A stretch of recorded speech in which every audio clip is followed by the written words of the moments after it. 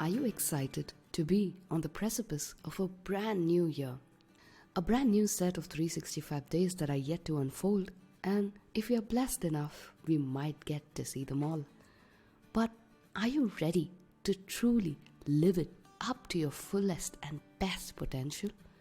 Are you ready to stop fear from calling the shots and chase your wildest dreams?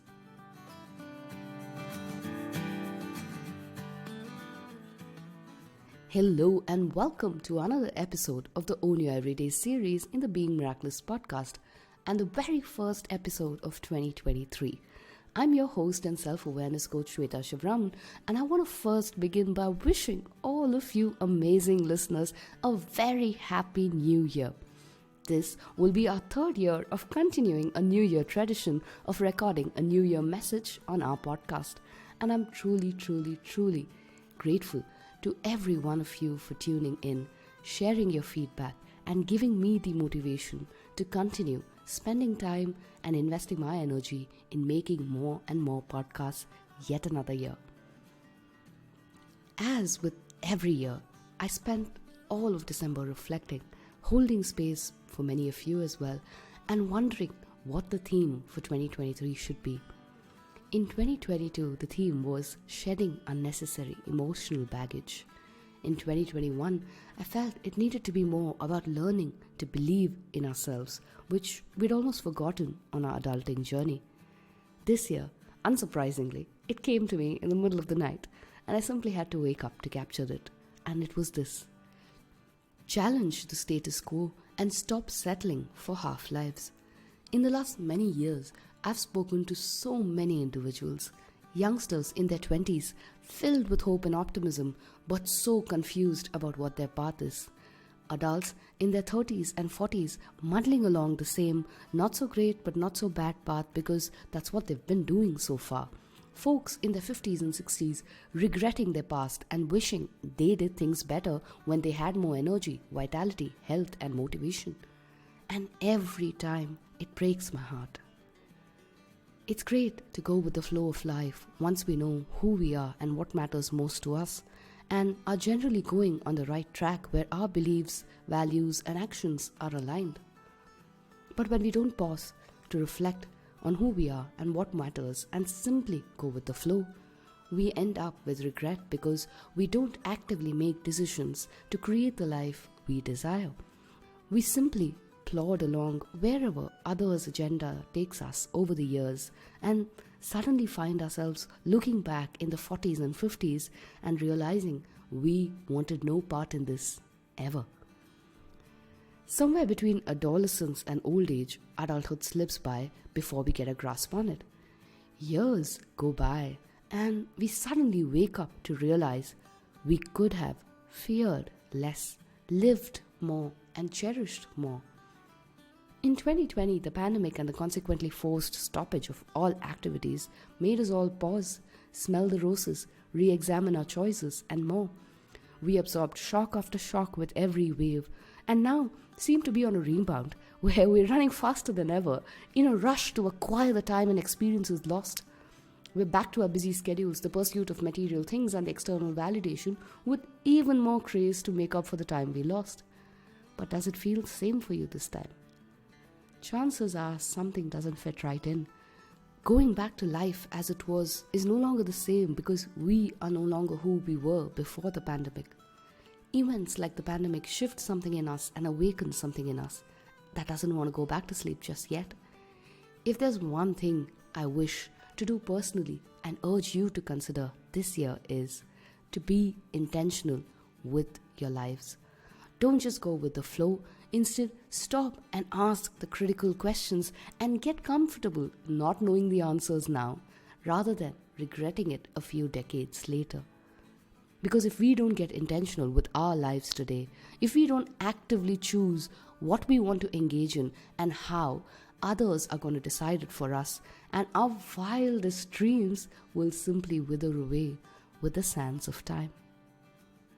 Almost all of us know that time is the most precious resource we have, but that's the one thing we spend heedlessly without a second thought. We keep whiling away and leading half lives stuck in less than satisfying jobs, not very fulfilling relationships, and toxic environments. Why do we do that? Because it's comfortable, familiar, and a well-traversed path for most of us.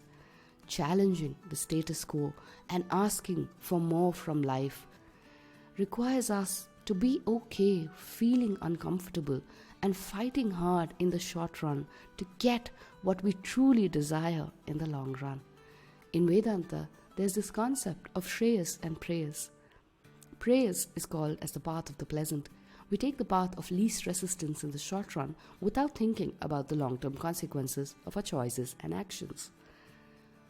Think about hitting the snooze button first thing in the morning when you want to wake up. Shreyas, on the other hand, is the path of good. It's a difficult path in the short run, but one that we know will lead us to the right destination in the future. The example can be eating healthy, exercising more regularly.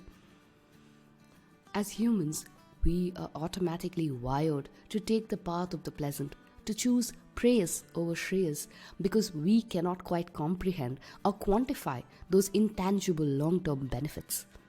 Neuroscience calls this temporal discounting, where we favor our current self over our future self.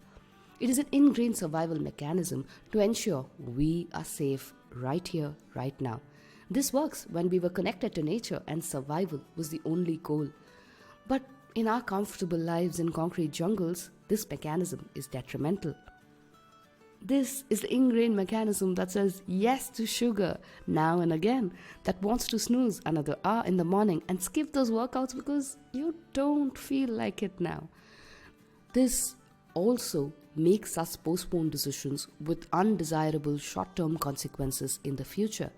Leaving not so satisfactory job today would mean discomfort in the short run because you are going to be confused. You're not going to be at ease in putting yourself out there and applying to new jobs.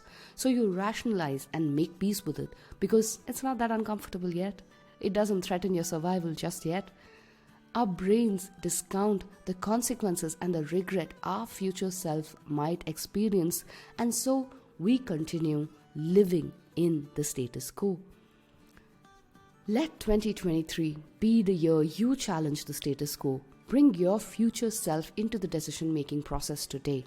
Ask yourself how taking a decision or not taking one will impact you in the next 5 or 10 years. What action to this decision will put you closer to that goal, and prudently make choices and actions today that will make the future you very, very proud. I think as a generation, we need to stop believing we have all the time in the world to make our dreams happen. Us surviving a pandemic is itself nothing short of a miracle. It's time we wake up from this deep slumber we've let ourselves fall under. Time to stop letting fear call the shots. Time to stop chasing material goals that don't quite quench us and only leave us hankering for more. It's time to feed our souls, take bold moves, and do things that fulfill us and make us feel whole. Because kal ho na ho, who knows if we get a tomorrow? Be deliberate with your time today and start living life the miraculous way. To me, miraculous way involves 5 things. 1. Pause and rest. Pausing long enough to deepen awareness and get clarity on what matters most. Not just once in a blue moon, but pausing, being, and resting frequently to reflect, ask the right questions, and check if we are on the right path before we do more. 2. Intentional living. Once clarity is there, be intentional in our thoughts, words, and actions, and chisel a life that is meaningful to us. 3. Faith over fear. We can either believe the universe is conspiring with us or against us in our lives. Given how fragile and limited human lives and our powers truly are, it's probably better to believe in a world that conspires with us in creating our dreams than trying to do it all on our own. Living life the miraculous way entails fearlessly pursuing our goals with self-belief and faith, knowing that when we embark on the path, the entire universe will conspire with us to make it happen. This also requires us to stay equanimous and accept outcomes that may not be or seem favorable to us at the moment. It is easy to be optimistic in good times. We need to keep the trust and faith in the hardest times. That's where the magic lies. 4. Do with all your presence. One of the missing ingredients to make the most of our days and our lives is our presence. When we are truly, fully present and involved in the tasks at hand, the quality and the texture of it become different. So, whatever you choose to do, see how you can be more present in it. 5. Making the ordinary extraordinary. Find ways to cherish the process and not suffer through life.